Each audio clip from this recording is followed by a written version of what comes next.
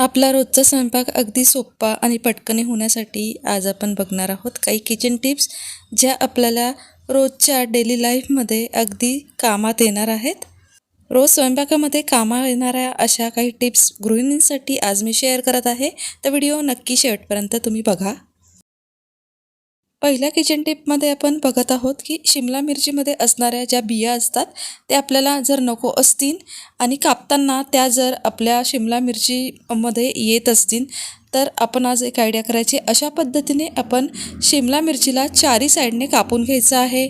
4 भागामध्ये अशा प्रकारे आपण कापल्यामुळे आपली जे शिमला मिरची आहे ती अशा पद्धतीने मस्तपैकी मोकळी होते आणि ज्या बिया आहेत त्या मधोमध व्यवस्थित सगळ्या निघून जातात. अजिबात शिमला मिरचीच्या आतमध्ये पडत नाहीत आणि आपल्याला शिमला मिरची जी आहे ती बियाविरहित मिळते. ह्या टिप्सने आपण शिमला मिरचीतल्या नको असलेल्या बिया काढून टाकू शकतो आणि एकदम पटकन ही शिमला मिरची आपण कापून घेऊ शकतो. यानंतर आपण सेकंड टिपकडे वळलेलो आहोत. फ्रेंड्स, आपण कणसाचे दाणे घरच्या घरी काढायचे असतील तर एकदम सोपी ट्रिक इथे मी तुम्हाला दाखवणार आहे. याच्यामध्ये आपल्याला कणीस जे आहे मधोमध हाताने अशा प्रकारे तोडून घ्यायचं आहे. तुम्ही जर सुरीने तोडायला जाल तर हे तुटणार नाही, त्यामुळे आपल्याला हाताने अशा प्रकारे दोन्ही साईडने तोडून घ्यायचं आहे. फ्रेंड्स, कणसाचे दाणे जे आहेत जर आपण ते सुरीने कापायला गेलो तर ते अर्धवट कापले जातात आणि ते अर्धे वाया पण जातात. त्यामुळे आपण अशा प्रकारे मधोमध कणीस तोडून घ्यायचं आहे. आता त्यानंतर मी तुम्हाला दाखवत असल्याप्रमाणे आपल्या अंगठ्याने हे जे दाणे आहेत हे फक्त पुढे ढकलायचे आहेत. अशा पद्धतीने कणसाचे जे दाणे आहेत खूप पटकनी सोलून होतात. वळालेलं आहोत पुढच्या टिपकडे. पुढच्या टिपमध्ये आपण बघत आहोत की आपण जे बाजारातनं विकत मशरूम आणतो, मशरूम जे आहेत ते आपल्याला कधीकधी खूप मातीने भरलेले मिळतात किंवा मग त्यांचाच काही पार्ट जो असतो तो या मशरूमला वरून लागलेला असतो. मशरूमच्या खालच्या देठाला पण खूप अशी घाण लागलेली असते. तर आपल्याला एकदम सोप्या पद्धतीने ही सगळी घाण जी आहे स्वच्छ करून घ्यायची आहे. तर सगळ्यात आधी आपल्याला एखाद्या पातेल्यामध्ये पाणी घ्यायचं आहे आणि सगळे जे मशरूम आहे एखाद्या 5-10 मिनटं आपल्याला या पाण्यामध्ये बुडवून ठेवायचे आहे, जेणेकरून जी काही माती आणि घाण असेल ती निघून जाईल. त्यानंतर उरलेली जी माती आहे आपल्या स्वच्छ एखाद्या नवीन ब्रशने या मशरूममधून काढून घ्यायची आहे.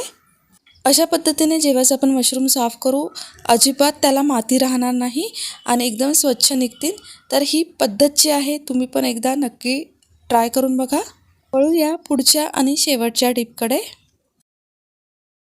पोहे खाण्याची मजा जेव्हा असते ज्यावेळेस त्यामधले शेंगदाणे जे आहेत ते छान कुरकुरीत राहतात. तर आज आपण बघणार आहोत की जे पोह्यांमध्ये आपण शेंगदाणे टाकतो ते कुरकुरीत राहण्यासाठी, छान क्रंची लागण्यासाठी काय करता येईल. सगळ्यात आधी आपल्याला काय करायचं आहे, तेल गरम करून घ्यायचं आहे. तेल गरम झाल्यानंतर आपल्याला हवे ते शेंगदाणे त्या क्वांटिटीमध्ये तेलामध्ये तळून घ्यायचे आहेत. सुरुवातीलाच आपण अशा पद्धतीने शेंगदाणे तळून घेतले म्हणजे हे शेंगदाणे जे आहेत ते छान कुरकुरीत राहतात. आता हे शेंगदाणे तळून झालेले आहेत, हे आपल्याला काढून घ्यायचे आहेत आणि त्यानंतर आपल्याला पोहे बनवायला घ्यायचे आहेत. अशा पद्धतीने ज्यावेळेस आपण शेंगदाणे तळून काढून घेतो त्यावेळेस आपण पोहे बनवल्यानंतर हे शेंगदाणे पूर्ण कुरकुरीत राहतात. शेंगदाणे अजिबात नरम पडत नाही. तर ही टिप पण तुम्ही नक्की ट्राय करून बघा. समस्त स्त्रीवर्गाला रोजच्या स्वयंपाकामध्ये मदत करतील. रोजचा स्वयंपाक जो आहे तो इझिली पटकनी होण्यासाठी काही टिप्स मी तुमच्याबरोबर शेअर केल्यात. मी आशा करते ह्या सगळ्या टिप्स ज्या आहेत त्या तुमच्या नक्की उपयोगात येतील आणि हा व्हिडिओ तुम्हाला नक्की आवडला असेल. व्हिडिओ जर आवडला असेल तर व्हिडिओला नक्की लाईक करा. तुमच्या फ्रेंड्स फॅमिलीबरोबर याला होईल तेवढं प्लीज शेअर करा. तुमच्या काही प्रतिक्रिया असतील तर मला नक्की कमेंटद्वारा कळवा. इथून पुढेही आपल्या चॅनलवर असेच नवनवीन व्हिडिओ येत राहणार आहे. चॅनल अजून सबस्क्राईब केले नसेल तर कृपया चॅनलला नक्की सबस्क्राईब करा. चला तर मग मी आता तुमचा निरोप घेते. पुन्हा भेटूया नवीन व्हिडिओमध्ये. तोपर्यंत नमस्कार.